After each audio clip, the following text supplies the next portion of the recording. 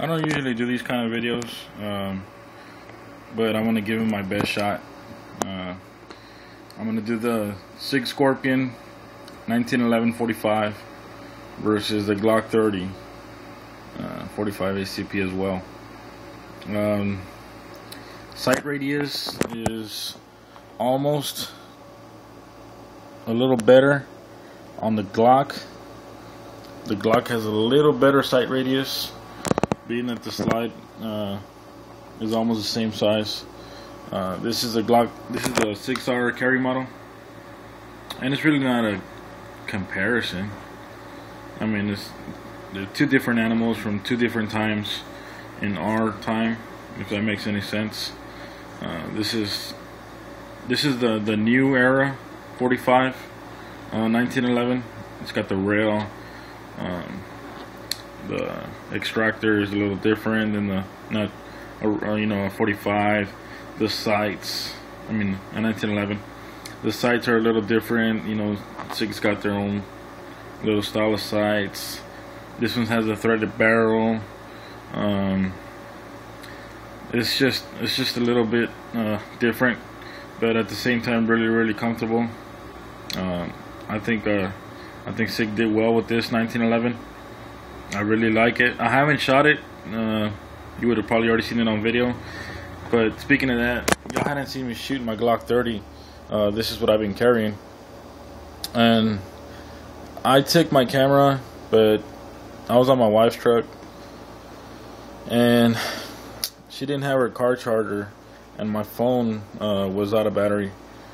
So I didn't get a video popping the cherry on this Glock 30. But I'll tell you what, it did really well. This was the first Glock that I didn't have to drift the sight. Usually I have to drift the sight over to the right a little bit on my Glocks, because they shoot a little bit left for me. But this one was right on. This one was perfect.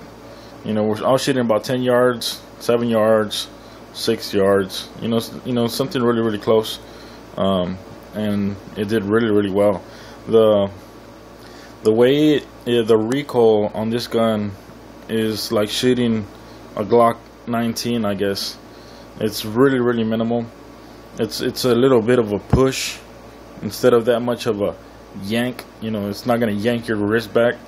It's more of a like a little backwards motion, backwards and kind of up even. I never felt my wrist want to yank like that. Like, I remember the first gun I bought, there was a 9mm really compact, was a Kel-Tec PF9, and I had a really virgin wrist at the time for pistols, and that thing kicked like a mother. That thing really yanked my wrist back. And this one, I was kind of wondering what kind of recoil it'd be with this, but it's really nice. And I haven't shot this one, so I don't know what kind of recoil this one's gonna give. I know it's gonna be way less because it's a really heavy gun. Even though it's got the barrel's a little bigger. I think this is the 4-inch barrel. This might be a 3 and something, whatever. But the weight of this gun's gonna help you with the recoil, and plus my wrists are already used to shooting big calibers. Like I think I went through 400 rounds with this gun that day, and I handled it really well. So those of you thinking a 45 kicks a lot or has a lot of recoil, don't be hesitant to buy one if you really want it. Give it a try. I think you'll be pleased with this 45, this Glock 30. It's got a 10 round capacity, which is really nice. I like it. These are 8 rounders, but there's still 8 rounds of 230 grain lead coming at you. That's a lot of firepower. I don't carry any of my weapons +1. I'll insert the magazine. What I'll do with these Glocks, since this is really tough, I'll just open the slide and insert my magazine, and just let it ride forward, and carry it like that. I've been carrying this right now in a leather holster. I had bought it for my XD40 a while back. I don't have that gun anymore, but the holster I do, and this fits really well. it's like it's made for this gun as well. Just side by side, nothing like, I'm not gonna prefer the Glock over the SIG or anything like that. Right now, I'm really into SIGs. There's actually, I have the 226. Y'all seen that, and I have the 229 on layaway, which we should be getting that pretty soon.